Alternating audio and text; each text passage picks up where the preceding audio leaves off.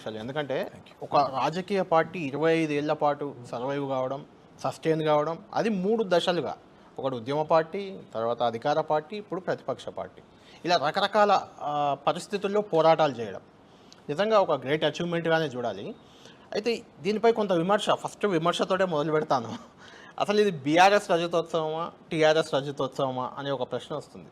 దానికి ఏం చెప్తారు? ముందుగా మీరు చెప్పినట్టు ఒక ఉద్యమ పార్టీగా అవతరించి ఎన్నడూ కూడా అధికారము లేదా ఇంకోటి ఎజెండాగా పెట్టుకోకుండా రాష్ట్రం సాధించడమే లక్ష్యంగా పురోగమించిన పార్టీ టీఆర్ఎస్. తెలంగాణ రాష్ట్ర సమితిగా అవతరించి 14 ఏళ్ళు పోరాటం చేసి ఆ 14 ఏళ్ళ పోరాటంతో జాతీయ స్థాయిలో రాజకీయ వ్యవస్థను మొత్తం ప్రభావితం చేసి ఒక అనివార్యత ఆనాటి కాంగ్రెస్ ప్రభుత్వం మీద క్రియేట్ చేసి తెలంగాణ ఇవ్వకపోతే కాంగ్రెస్కి ఇక్కడ మనుగడ ఉండదు అనే ఒక అనివార్యత క్రియేట్ చేసి ఆఖరి కేసీఆర్ సచ్చుడో తెలంగాణ వచ్చుడో అని చెప్పి మొత్తం తెలంగాణ సమాజాన్ని కూడా ఒకటి చేస్తే అల్టిమేట్గా తెలంగాణ రాష్ట్రం ఏర్పడ్డ విషయం మీకు తెలుసు. తెలంగాణ రాష్ట్ర ఏర్పాటు అనే ఒక ఎజెండాతో నిజానికి పార్టీ పుట్టింది. తెలంగాణ రాష్ట్ర ఏర్పాటుతో ఆ ఎజెండా ఒక రకంగా చెప్పాలంటే అయిపోయింది.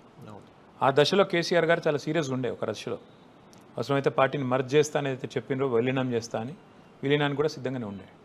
కానీ తెలంగాణ సమాజం నుంచే వచ్చిన ఒత్తిడి, ఏర్పడ్డ రాష్ట్రంలో మన గొంతు ఉండాలి, మనకంటూ ఒక అస్తిత్వం ఉండాలి, ఒక అస్తిత్వ ప్రతీకగా టీఆర్ఎస్ ఉండాలి అనే ఒక వాదన ఏదైతే ఉండేనో దానికి అనుగుణంగా ఆనాడు మళ్ళీ సొంతంగానే పోటీ చేసినాం.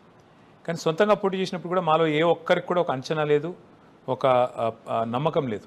ఏది మళ్ళీ అధికారంలోకి వస్తాము, అధికారంలోకి వచ్చి మరి ముఖ్యమంత్రిగా అవుతారు కేసీఆర్ గారు, మేము మంత్రులు అవుతాం, ఎవరు అనుకోలేదు.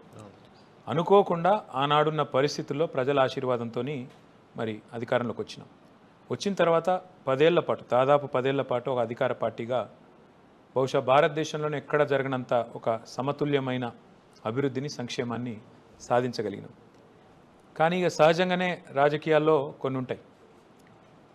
ఒకవైపేమో రాష్ట్రం ఒక ఆదర్శవంతమైన రాష్ట్రంగా ముందుకు పోతున్నది, మన పథకాలు దేశానికి ఆదర్శంగా మారినాయి. రైతు బంధు పెడితే 12 రాష్ట్రాలు కాపీ కొట్టినాయి. కేంద్ర ప్రభుత్వమే పీఎం కిసాన్ అని పేరు పెట్టుకుని కాపీ కొట్టింది.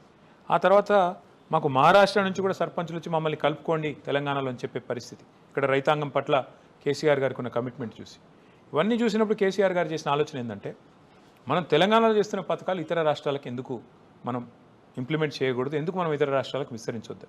ఆ ఉద్దేశంతో భారత రాష్ట్ర సమితిగా పేరు మార్చుకున్నాం తప్ప ఇంకోటి కానే కాదు. కానీ మారింది పేరే, మా జెండా మారలేదు, మా ఎజెండా మారలేదు, మా నాయకుడు మారలేదు, మా సిద్ధాంతం మారలేదు, మా ఎలక్షన్ సింబల్ కూడా మారలేదు.